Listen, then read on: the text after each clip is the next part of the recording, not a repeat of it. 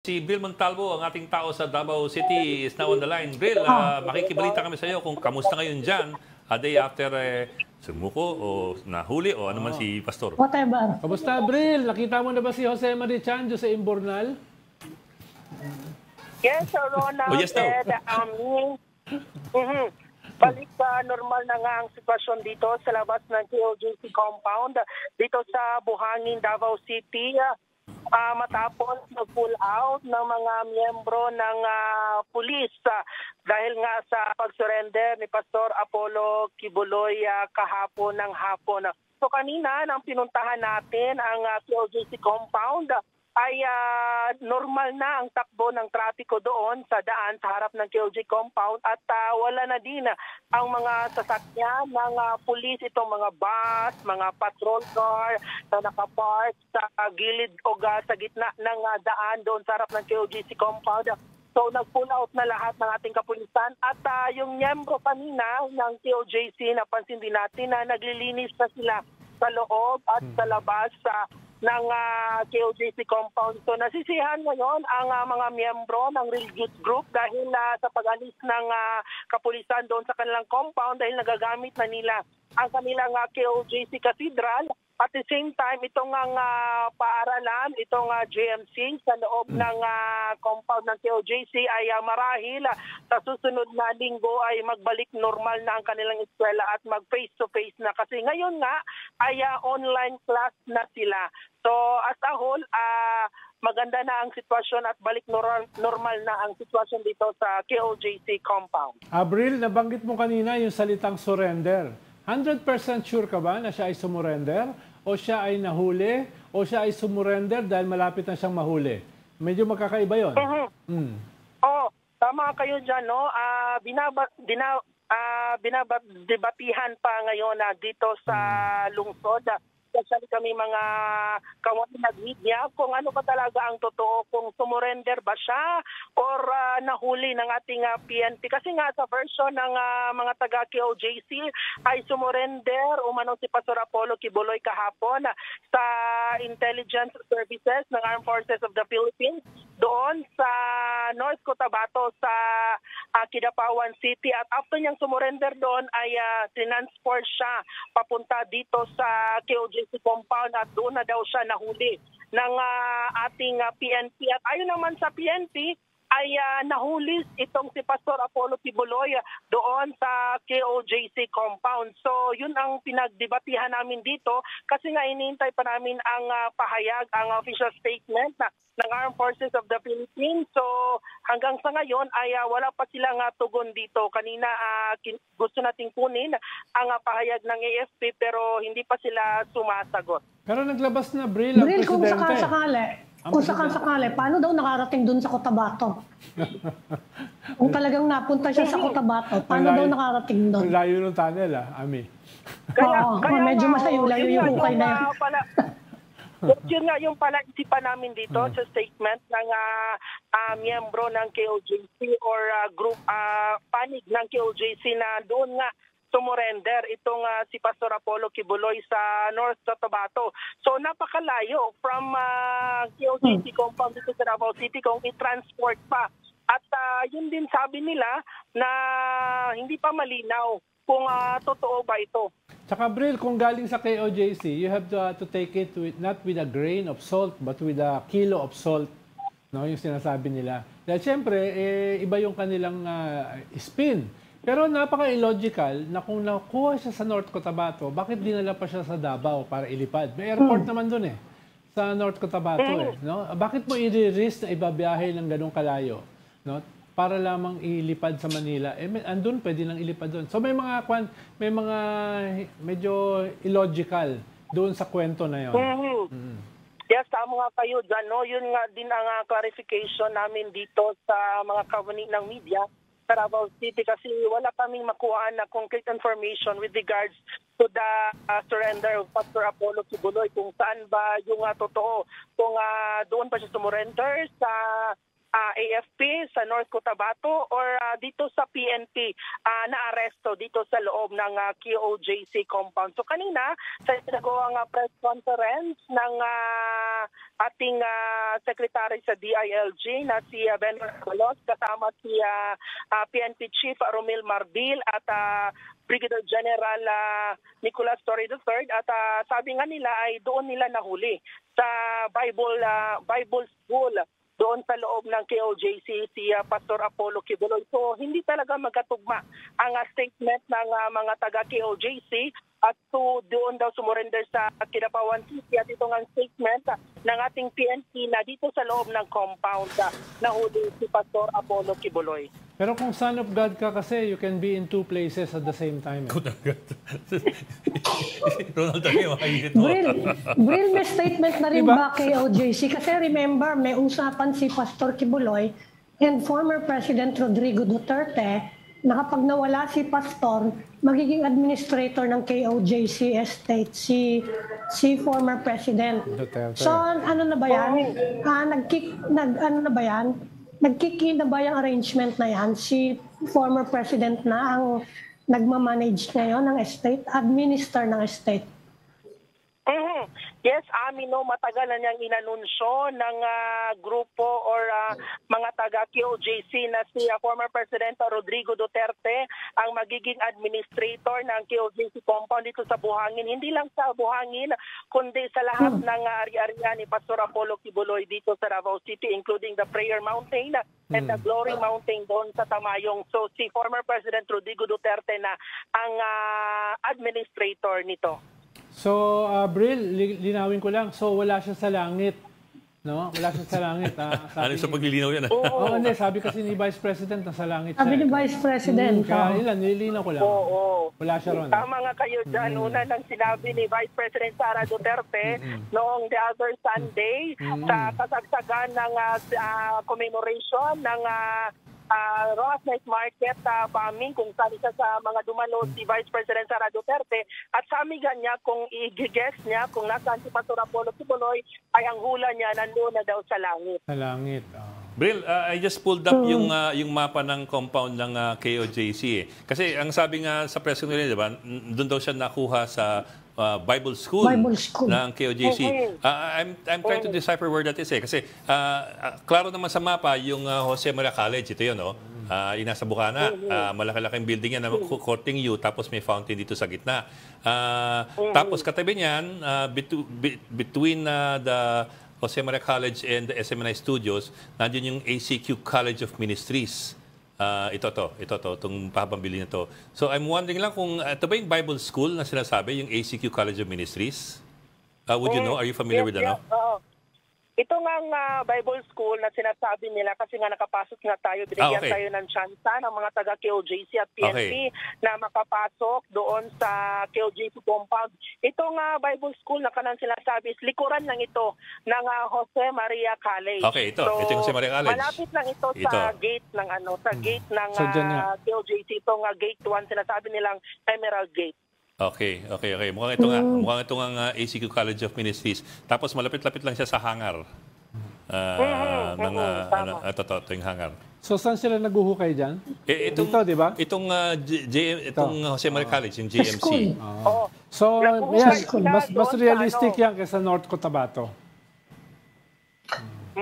Naguhukay ito nga mga kapulisan at inamin nga ni Brigadier General Nicolas Torre III sa kasagsagan ng Senate hearing noong Friday na naghukay nga sila doon sa ilalim ng basement ng Jose Maria College at nung isinagawa ang ocular inspection ng Senado sa pangunguna ni Senator Bato de la Rosa at kasama si Senator Robin Padilla at Senator Bongo ay nakita natin doon sa ilalim ng basement ng Jose Maria College na isang area doon na parang ang sahig ay bagong semento at nakahuki sa rektangulo.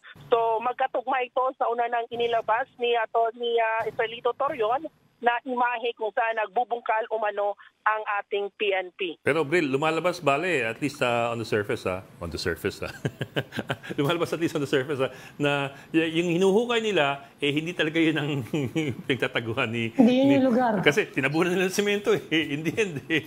Tapos biglang lumitaw si Kibuloy. So, mukhang galing sa ibang building. Bril, balikan ko lang si President Duterte. May statement na ba from the Duterte camp? Kasi sila na in charge dyan ngayon eh. Oo. At nagpunta dyan yung mga bata niya, sila Senator Bato, hindi ba sila nagkita-kita at nag-usap? Tama nga kayo dyan, no? Hinihintay nga natin ang pagdating ng mga Duterte or kanilang official statement na ilalabas with regard sa surrender nitong si Pastor Apollo Kibuloy. Kasi nga si Vice President pa lang or si Vice President Sara Duterte pa lang ang bumisita dito sa loob ng KOJC compound sa kasagsagan ng paghahain ng warrant of arrest ng PNP simula noong August 24. At dumalo itong si Vice President last September 1 sa kanilang 39th founding anniversary nitong KOJC. Pero hindi pa natin nahagilap ang Davao City Mayor na si Sebastian Duterte at former President Rodrigo Duterte na pumunta na dito or nakapunta na dito or nakabisita sa ating KOJC compound. Okay. Bril, teka, tanong ko lang, hindi ba napag-uusapan dyan na kung ayon sa presidente at ayon sa pulisya, nakuha si Kibuloy dito sa KOJC, wala ba nagtatanong kung gano'n, sino nagtago sa kanya? At hindi ba siya nahaharap sa kung anumang kaso kung may nagtago man sa kanya? Kasi kung tama sinasabi ng Pangulo at ng PNP na nandito siya all along, well, obviously, he was not just in hiding, he was also being hidden. Yung protected. Tama nga kayo dyan, no? Yun nga yung in-emphasize kanina ni Secretary Benhur Abalos sa press conference doon sa Camp Crame kaninang umaga na iimbestigahan nila kung may nagtago ba kay Pastor Apollo Kibuloy. At syempre, kung totoo man ay kakasuhan nila ito ng patong-patong na kaso, including the obstruction of justice. Harboring a fugitive, obstruction of justice. Ami, paliwanag mo nga sa akin, bakit nakatakip yung mukha? Yan na nga din pinagtataka ko. Lahat naman kilala siya. Paglabas naman niya kagabi. Paglabas naman niya kagabi. Sa bagay, parang kapareho din ni Alice Guo, no? Matapos yung mga selfie niyang ganon, pagdating sa kapas, biglang tinakpan yung buong katawan. Hindi ko masyadong gets. Mukhang may COVID. Di ba? Mukhang nagkaroon ng COVID eh. Hindi ko gets. Ewan ko, nagtataka ako. Kilala naman sa hindi ko maintindihan. Kaya nga nakulangan kami kanina, no? Yung mga nanonood sa press conference kanina ni Secretary Benhur Abalos. Kasi nga nakatakip at halos hindi mo makita yung mukha ni Pastor Apollo Kibuloy kung totoo bang si Pastor Apollo Kibuloy na yung presidenta ng Teka, ibig mo sabihin baka hindi siya? Kasi nakatabon yung mukha. Pero convinced naman yung iba na si Pastor Apollo Kibuloy nga ito base sa kanyang forma ng pagtayo. May nakita akong halo eh. Hindi, pero na-explain ba kung bakit tinago yung mukha? Ayaw ba niyang humarap sa media? Oo, siguro, ayaw lang siguro ni Pastor Apollo Kibuloy na makita yung full face niya kanina sa pag-presenta sa kanila sa media. Pero yung mga kasamahan niya kanina, halos makita man ang mukha, naka-face mask lang. Pero itong si Pastor Apollo Kibuloy nga, parang balot na balot at hindi makikita ang mukha. Tapos, Bril, over the weekend, ewan ko lang kung naramdaman niyo, napansin niyo rin, na parang naglabasan yung mga picture dyan sa area na meron daw US helicopter na hovering over the KOJC compound at ang implication ng ilang mga suporta ni Kibuloy, US intervention. Rendition. Extradition o rendition. Extraordinary rendition. Rendition. Kikidnapin siya. May ganun nga bang nangyari? Tapos may ganun nga bang reaksyon? Chismax. May ganun ba ang chismax? Yes, tama nga kayo dyan, no? Aligasyon nga ng grupo ni Pastor Apollo Kibuloy sa kanyang mga legal counsel.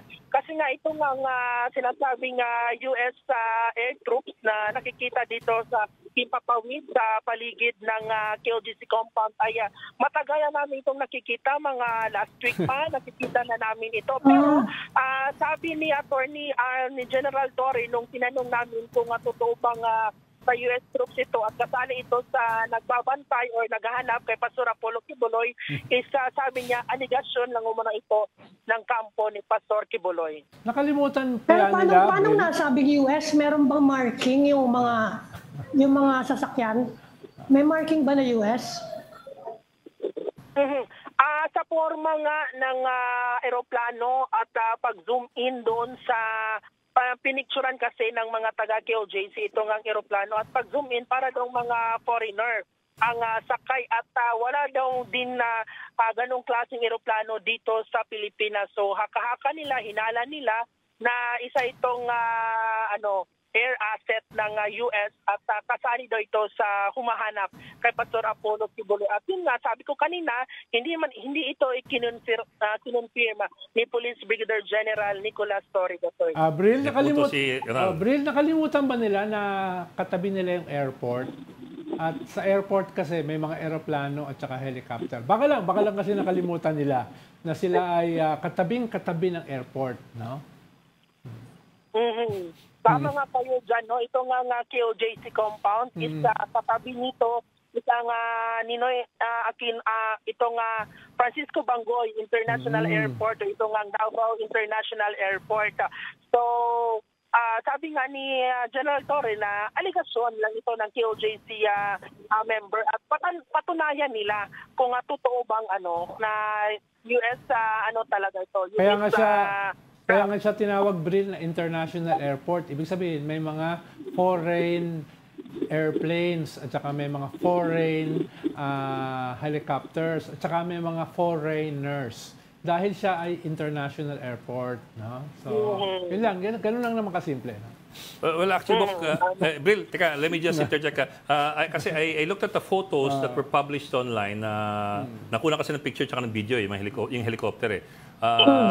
Malinaw naman yung malinaw naman yung serial number. Ito. Labas mo dyan. Ito na. Malit nga lang Malinaw ang serial number. Hindi tinago. N168CH. It is a Boeing Vertol I think 110 107 heavy lift helicopter twin engine. Civilian version siya ng Chinook na ginagamit ng US Marine Corps siya, ng US Navy at ng US Army. Civilian version siya. Pero I looked at the serial number nga, itong serial number niya, yung N168CH. It's registered under Columbia Helicopters, a helicopter company based in Oregon that's been in existence since 1959. And they specialize in heavy lifting all over the world. So it's apparently civilian helicopter. Namantagal na. Hindi siya security, hindi siya law enforcement. Luma kasi. Hindi siya government. Hindi siya government aircraft. Hindi, tsaka luma mga Chinook Vietnam pa ginagamit ng mga Chinook. Lumang mga helicopter yan. It's not exactly your high-tech helicopter. Hindi yan pang rendition. Yung pang rendition, nakaparada doon sa bahay ko Ikaw talaga. And also, pang rendition, nandun sa base doon. It's a heavy lift helicopter. They don't usually use this to transport one or two people. You can lift another helicopter with this. Pang kanyan, pang salvage. Pero Bril, may reaction na ba yung KOJC? Kasi sinabi na ni President Marcos sa ni Justice Secretary mauuna daw muna lahat ng kaso sa Pilipinas before extradition. Considering na napakatagal ng judicial system natin. Baka may panibago ng apo si Apollo Kibuloy bago matapos yung kaso rito. May reaction na ba sila doon? Speaking of reaction, kasi nga si Attorney Sirlito Torreon, ang Chief Legal Counsel ni Pastor Apollo Kibuloy, ay kasama niya kahapon na lumipad Maynila. At hanggang sa ngayon ay kinukunan natin ng reaksyon si Atty. Celito Torion. Parang busy at hindi pa niya sinasagot ang ating mga calls, mga tawag. Kamusta na ba yung BFF Bril, mo sino ba bago? itong ano? Kahapon ko pa tinatanong, inaalam ko magka-text sino kami itong kagabi. Sumasagot sino sa itong kagabi. taong nasa kaliwa. Kahapon pa namin sinusubukang alamin kung sino yung ano eh. Naka-blue. Itong pinaka Nasa foreground. foreground na tao. Parang hindi ko din masyadong alam or kilala itong yung isa pang tao na tatlo nga sila, si Pastor Apollo Kibuloy, si Atty. Celito Torion, pero hindi pa malinaw sa amin kung sino talaga itong isa pang lalaki na nasa picture na ipinote ni Secretary Benor Abalon. Okay, Bok. Pakulan natin si Bill kasi si Ivan nakaabang pa. Pero Bok, yung picture niyan, there's a brighter version of that picture. It apparently was taken inside the C-130 kasi the brighter version of the picture, you could see the orange web seats ng C-130 tsaka yung paneling ng C-130. Pero nowadays kasi pag walang selfie, it never happened. Never happened, oo. Kaya, Okay, maraming salamat. Bril Montalvo. Thank you, Bril. thank you, Bril.